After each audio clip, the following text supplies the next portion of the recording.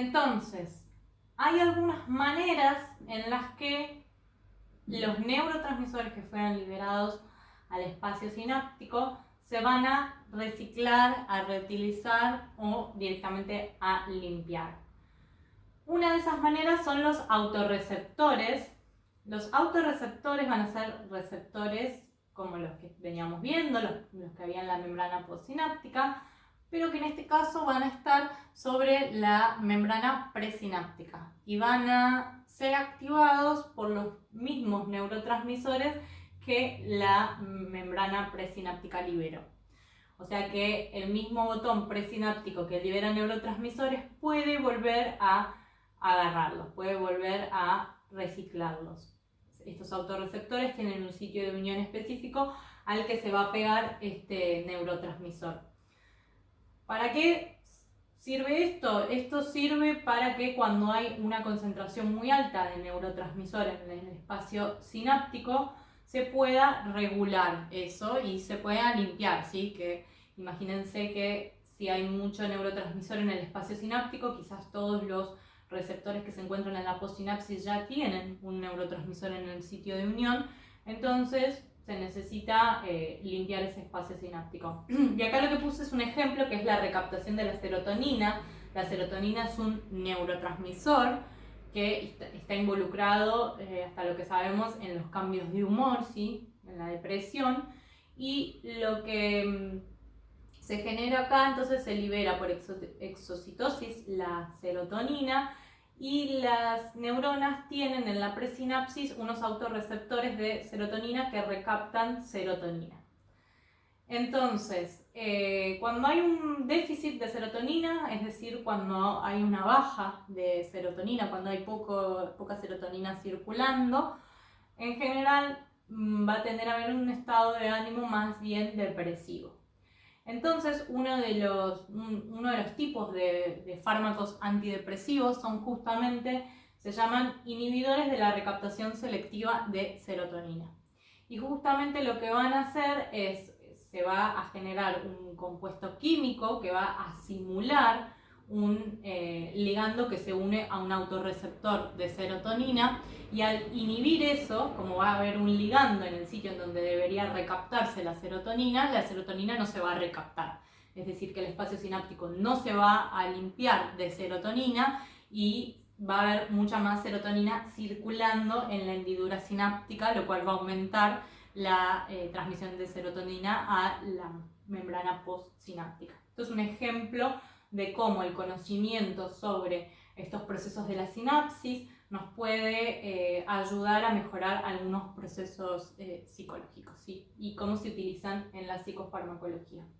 Entonces, una de las maneras de limpiar el espacio sináptico es a través de los autorreceptores por recaptación, proteínas transportadoras específicas localizadas en la membrana presináptica, o también en las células de la glía, que habíamos visto que gran parte de las células del sistema nervioso no eran neuronas, sino glías, y que antes se creía que solamente la glía servía como sostén de las neuronas. Ahora se sabe que tienen otras funciones, además de ser sostén, y una de ellas es justamente recaptar estos neurotransmisores. Y después hay otro proceso que es la destrucción enzimática, que sería que hay enzimas en el espacio sináptico que se van a encargar directamente de destruir estos neurotransmisores que están ahí liberados, ¿sí? Entonces tenemos dos mecanismos de desactivación de neurotransmisor, las enzimas desactivadoras que están directamente en el espacio sináptico y van a desintegrar, a romper en pedacitos estos neurotransmisores para que los nuevos compuestos en los que se transformen no sean ya ligandos de las proteínas de los receptores de la possinapsis. Entonces no se van a poder unir, entonces no se va a transmitir el mensaje. Y en este caso es la recaptación entonces por la misma membrana presináptica, que se pueden volver a empaquetar. En general se vuelven a reutilizar si no se destruyen adentro de la célula y se utilizan para otra cosa, pero pueden volver a empaquetarse dentro de vesículas y ser utilizados nuevamente en el próximo potencial de acción. Entonces, hay distintos tipos de neurotransmisores. El libro que ustedes tienen, el capítulo del libro que ustedes tienen que leer va a hablar de los neurotransmisores pequeños y neurotransmisores más grandes. En ese caso, nosotros lo vamos a dividir. Acá tienen un cuadro en el que hay aminoácidos, monoaminas, gases solubles y acetilcolina. Hasta ahí van a ser neurotransmisores pequeños. Y los que hablan de neuropéptidos son los neurotransmisores más grandes. Hay distintos tipos de neurotransmisores, son distintos tipos de sustancias, ¿sí? De los pequeños tenemos un grupo que son los aminoácidos. Los aminoácidos son los precursores de las proteínas, ¿sí? Una proteína está compuesta por muchos aminoácidos. Y tenemos 4 principales: glutamato, aspartato, glicina y GABA. A nosotros nos van a importar mucho el glutamato y el GABA. El glutamato es el principal neurotransmisor excitador del sistema nervioso y GABA es el principal neurotransmisor inhibidor del sistema nervioso. Vuelvo al punto en el que por favor no confundan neurotransmisor con el canal iónico que se activa en la postsinapsis.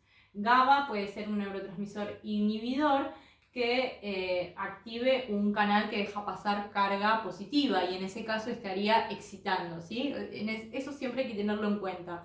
O que esté mediando sobre una interneurona que no termine generando una inhibición, ¿sí? Siempre hay que tener en cuenta que la inhibición va a ser sobre cerrar o abrir, pero que no es lo mismo el neurotransmisor que lo que pasa en el canal, que lo que genera el canal tiene que ver con el tipo de voltaje que deja pasar, si es positivo o si es negativo. Y después tenemos otro grupo que son las monoaminas. De las monoaminas se dividen a su vez en catecolaminas, dopamina, adrenalina y noradrenalina. Dopamina la vamos a ver mucho cuando veamos el tema de adicciones, está involucrada en los circuitos de placer y de recompensa, también en lo motor.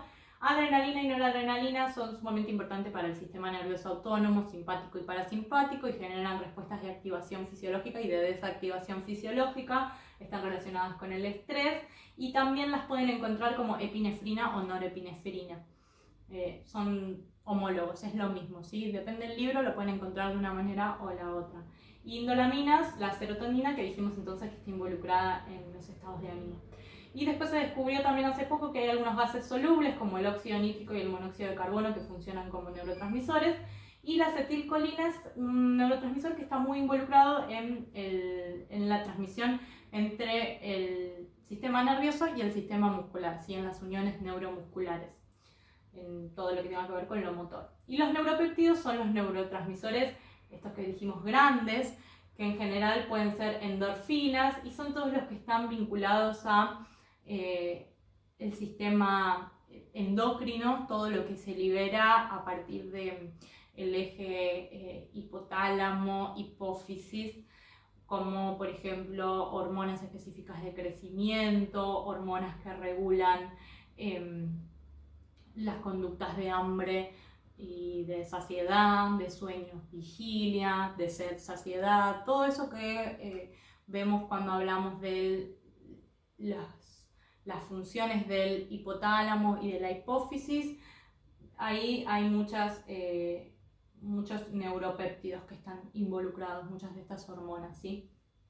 Pero lo más importante es, más que se aprendan todo en memoria, los que ustedes tienen que saber son glutamato, que es excitador, glicina y GABA son inhibidores, dopamina, adrenalina y noradrenalina, serotonina, y que la acetilcolina esté involucrada en las uniones neuromusculares.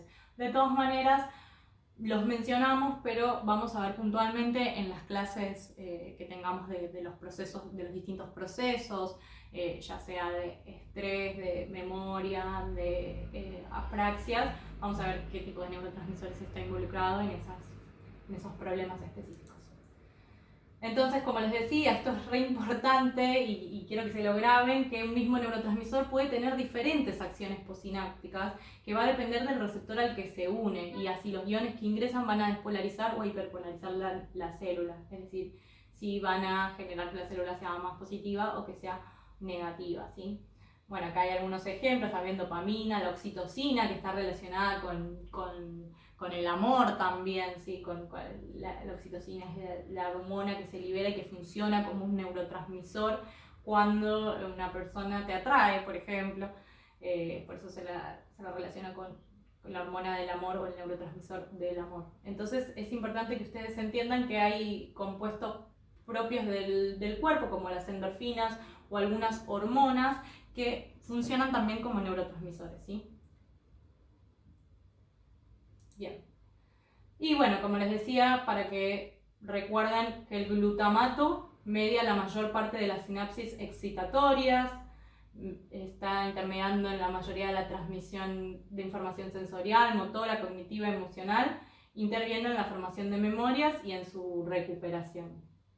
Y por otro lado, el GABA es el principal inhibidor, ¿sí? Farmacológicamente está involucrado en lo que son las benzodiazepinas, que son ansiolíticos, ¿sí? Que relajan, que tienen una función de relajar el sistema nervioso. Antes de terminar, entonces, vamos a hacer una primera analogía con lo que son los fármacos y cómo los fármacos pueden actuar. Los fármacos pueden tener dos tipos principales de efectos. Unos son los efectos agonistas y otros los antagonistas. Los efectos agonistas son todos aquellos que van a fomentar tanto la generación como la liberación de neurotransmisor. Es decir, que van a estimular que se libere ese neurotransmisor y que se excite o que se inhiba a la otra célula, ¿sí?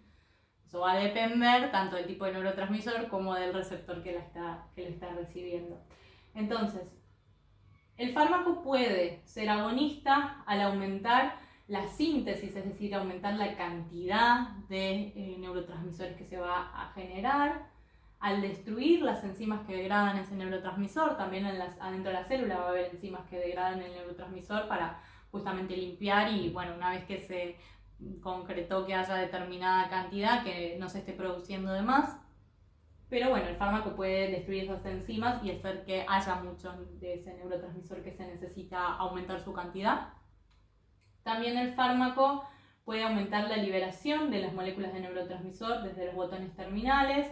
Este es uno de los ejemplos que habíamos visto, que puede unirse a los autorreceptores e impedir el efecto inhibitorio, o sea, puede impedir que los autorreceptores limpien el espacio sináptico y en este caso va a aumentar la concentración de este neurotransmisor en la hendidura sináptica. Y también puede impedir la desactivación de las moléculas del neurotransmisor al impedir que sea degradado en el espacio sináptico. Y también puede unirse a los receptores postsinápticos un fármaco. Esto es una de las más conocidas o de los más clásicos, que el fármaco se una como ligando del receptor postsináptico y que lo active o que genere que se aumente el efecto, ¿sí? Que haya más, por ejemplo, que haya más canales de sodio abierto, lo cual incrementaría la transmisión sináptica. Y los efectos antagonistas son justamente todos los contrarios, todos los que van a hacer que se libere menos de ese neurotransmisor o que haya menos de ese neurotransmisor disponible en la hendidura sináptica. O sea que sería todo lo contrario a lo que vimos recién. Entonces, cuando veamos un fármaco, de hecho, si ustedes agarran un prospecto de cualquier psicofármaco y hasta de algún otro medicamento en general también, cuando dice mecanismo de acción terapéutica, van a ver que dice agonista de determinado receptor o antagonista de determinado receptor. Y a partir de ahí nosotros podemos deducir o tratar de investigar qué tipo de acción va a tener. ¿Sí? Si va a promover que ese receptor o que ese autorreceptor funcione o si lo va a inhibir. En este caso sería un antagonista. ¿Sí? Si va a promover, va a ser agonista. Si va a inhibir que ese receptor funcione o hacer que haya menos moléculas de neurotransmisión, va a ser antagonista. Y por último, para terminar en el PowerPoint, les puse un ejemplo de una benzodiazepina que entonces es un ansiolítico, ¿sí? Un ansiolítico es que va a tener una función de relajar el sistema nervioso, ¿sí? De bajar la activación fisiológica. Entonces, ¿cómo funciona la benzodiazepina? La benzodiazepina se va a unir a un canal de cloro, que el cloro deja pasar cargas entonces el cloro es negativo y el canal de cloro deja pasar cargas negativas, por ende va a tender a hiperpolarizar la neurona, a inhibirla, a hacerla que esté más lejos de disparar un potencial de acción. Y en este caso el receptor de benzodiazepina es una proteína canal que deja pasar cloro y que tiene tanto un lugar en el que ingresa la benzodiazepina, en el que un sitio de unión al que se puede unir la benzodiazepina y un sitio de unión al que se puede unir el GABA, que habíamos dicho que era el principal neurotransmisor de inhibición. Entonces, lo que genera las benzodiazepinas, la benzodiazepina no simula la acción del GABA, no es que se une al mismo lugar que el GABA, pero lo que descubrieron al investigar este tipo de receptor es que cuando la benzodiazepina está unida a ese sitio de unión, es más probable que el GABA se una al sitio de unión, que termina haciendo que se active el canal de cloro y que ingresen más aniones, serían más iones negativos, lo cual va a generar que se hiperpolarice la neurona. Esto es un ejemplo para que ustedes vean por qué es importante estudiar los componentes de la transmisión sináptica, por qué es importante entender cómo ingresan y salen sustancias adentro y afuera de la célula. Y para que puedan ver que, bueno, a partir de todos estos descubrimientos de que había una célula específica del sistema nervioso como es la neurona y que se transmitía información en el espacio sináptico a través de la apertura y el cierre de distintos canales, todas las investigaciones sobre la estructura de los canales, qué tipo de sitios de unión hay en los canales, todas esas investigaciones son las que llevan a las innovaciones en psicofarmacología y al desarrollo de nuevos fármacos, lo cual es de suma importancia para todos los que trabajamos en salud, tanto en psicología como en psicopedagogía, para comprender, bueno, no solo si vamos a trabajar en neuropsicología o en neurociencia, sino incluso si hacemos clínica, bueno, si las personas están haciendo algún tratamiento también psicofarmacológico, si se trata de un tratamiento combinado, es importante entender cómo está funcionando eso en su sistema nervioso, cómo está funcionando el fármaco, porque también a lo largo de la cursada vamos a poder comprender cómo esa acción del fármaco puntualmente sobre la sinapsis puede tener tanto el efecto terapéutico como algunos efectos adversos con los que como profesionales de la salud tenemos que estar preparados para encontrarnos y también para saber tratar. Así que bueno, esto es el final entonces de la clase de conducción neuronal y transmisión sináptica. Les voy a enviar una serie de ejercicios para que ustedes puedan repasar todo lo que es el repaso tanto de Neuro 1 como de Neuro 2. Así antes de la próxima clase, que vamos a tener un feriado en el medio, así que la clase que viene no tendríamos la semana que viene, pero así antes de la próxima clase pueden tener bien claros los conceptos tanto de neuroanatomía como de transmisión sináptica. Gracias.